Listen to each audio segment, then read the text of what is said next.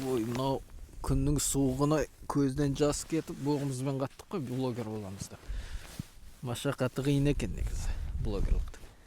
Достар, осы жазда біз қыруар жұмыс жасадық, гараж құрдық. Енді коптильныйды құрып үлгермедік, бірақ фундаментін құйып қойдық.